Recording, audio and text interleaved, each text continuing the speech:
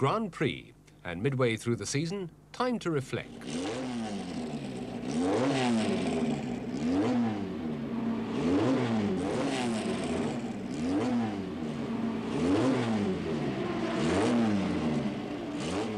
(1976) is certainly shaping up as a year to remember for the racing fans.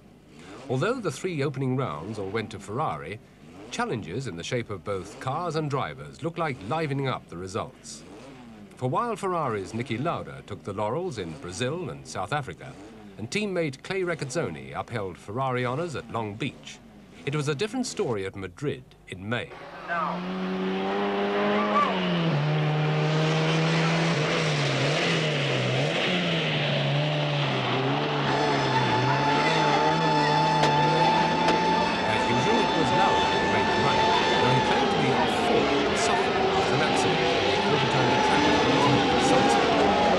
Whatever the reason, Lauda couldn't stave off an assault from Britain's James Hunt. Lauda led until halfway, but then it looked like Hunt might have beaten the jinx that stopped him and McLaren since the season opened. In Brazil, his throttle jammed and he crashed. In South Africa, he made a bad start, and at Long Beach he collided with both Patrick Depailler and a safety fence. This time, when he did cross the finishing line first, his car was judged to be half an inch wider than allowed. He was disqualified, and Lauda declared the winner, though Hunt's team naturally appealed.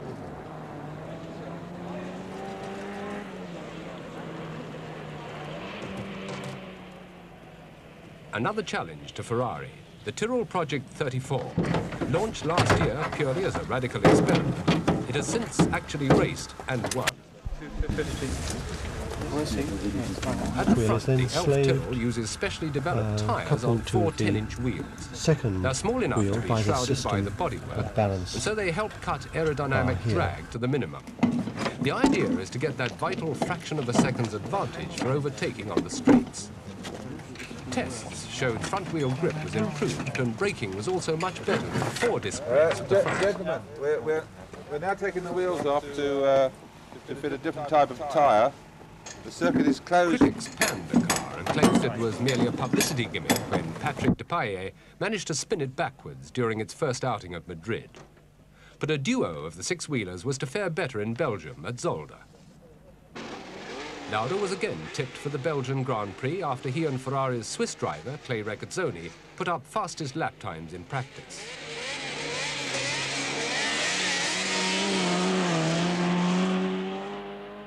The only threats to the Italian machines came from Hunt and Jacques Lafitte.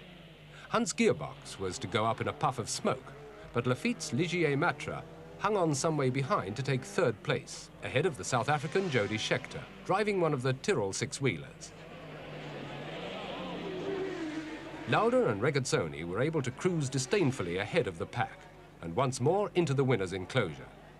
The 27-year-old Austrian could afford to feel satisfied. He was world champion last year and looks well on the way to another crown. His driving precision, cool dedication and reliability are already legendary, ideal qualities for the leader of a Ferrari team. This is the other half of Maranello's winning combination, the 312 T2. It's the latest development of the car Lauda used last year. Now it's lower, lighter and smaller, but every bit as reliable as its predecessor. Impeccably engineered with no thought of the cost. For while most new Grand Prix cars take over £100,000 from drawing board to track, the Ferrari certainly costs several times as much. Although the basic design is 6 years old, in the hands of Niki Lauda, the 12-cylinder Ferrari is definitely the one to beat.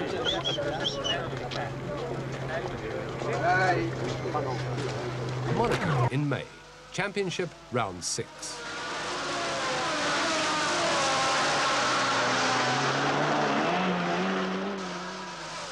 The Ferrari steamroller forges on. Lauda predictably started favourite after posting the fastest time in practice. He was out to repeat his triumph of last year when he led the round the houses to give the Italian team its first win at Monaco for 20 years and start the great Ferrari revival.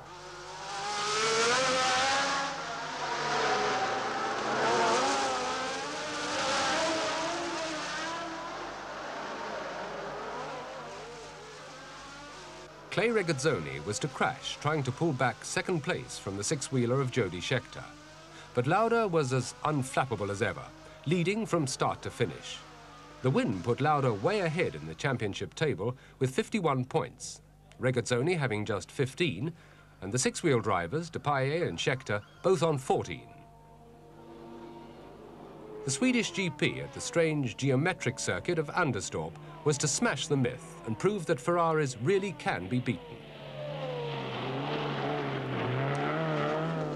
Until this race, it had been a case of Ferrari versus the rest, with the rest coming a poor second. But at the Scandinavian Raceway, the Elf Tyrrell team showed that if you don't have 12 cylinders, you can win with 6 wheels. Jody Scheckter, the South African, and Patrick Depailler of France had a slight advantage on the long straights and evenly radiused corners. The six-wheelers performed perfectly to plan, cheating the Ferrari team of its 9th consecutive victory. But as far as the World Championship was concerned, they only marginally narrowed the gap between Lauda and a whole host of backmarkers.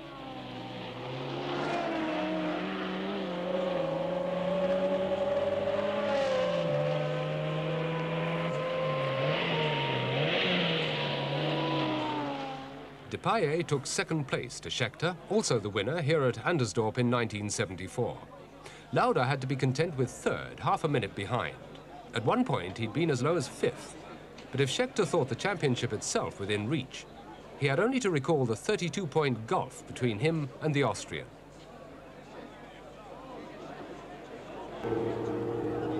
July, at the Paul Ricard circuit in France. Blistering sun brought out crowds of fans, though most had to admit the championship was settling into a one-horse race.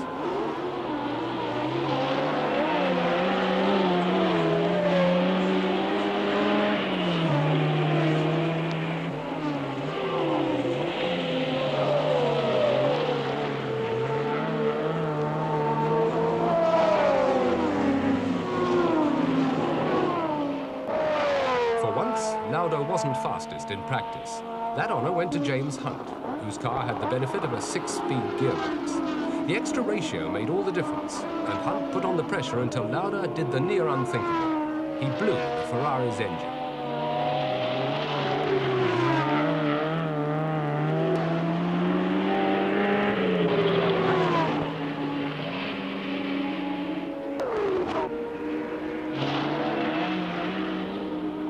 Hunt went on to drive a rapid and responsible race and took a popular win.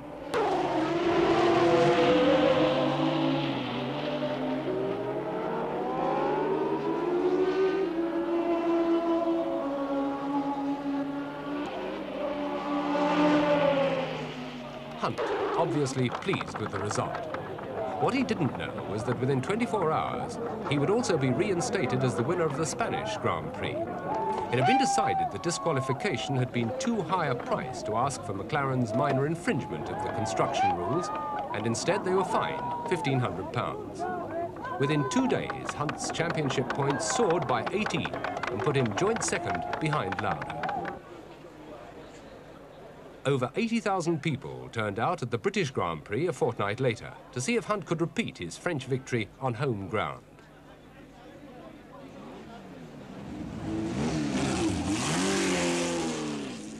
Lauda could only manage second fastest in practice to Hunt. He set a new lap record at over 117 miles an hour. It meant the rivals would share the grid's front row, though Lauda's known for his superior starting technique. As it was, the off was indeed to provide plenty of action.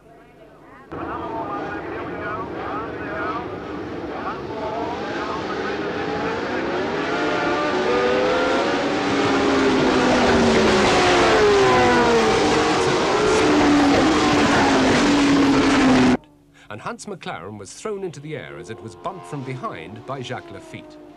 There was chaos when the stewards stopped the race, with debris littering the track and Lafitte's car stranded infield. No one was hurt, and Hunt took the opportunity to drive back to the paddock for repairs. The steering and suspension on the McLaren had taken a beating, and he was anxious to have it straightened for a restart.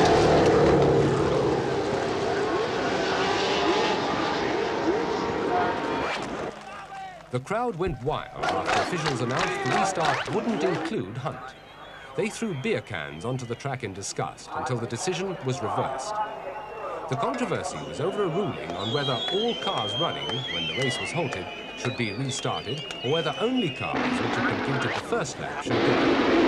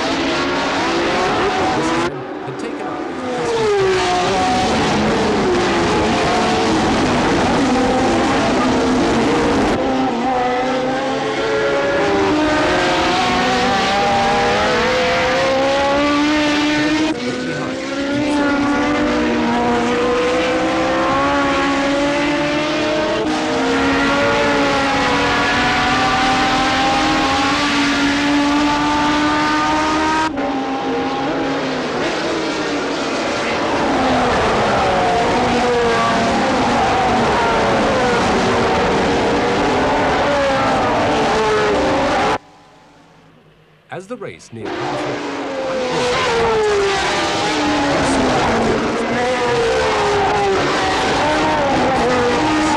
a lap later, Hunt had seized his chance and passed.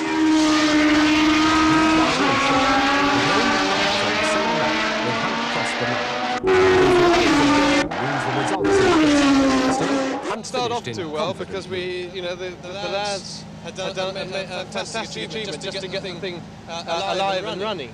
And they didn't have time to track it up or set it up properly. When you replace parts, you've got to set them up, measure them. They just threw it together. And the first 15-20 laps or so, it was a bit difficult to drive. It was understeering rather a lot on left-handers and oversteering right. But as the fuel load went down, so the car improved, and then it was really good. And the car was very, very good indeed. And I was able to, after about 25 laps, I started to put Niki under pressure and things were getting good for me. Did you have any trouble getting past Lauda? No, I thought I would. Brand's a very difficult place to pass. But I came up behind him. There were a few back markers around, and that's when you've got to think quick. And I saw my opening. I had it measured up from a couple of laps earlier. I saw it open up again, and I just went for it. If Hunt's win stands, he's just 13 points behind Lauda.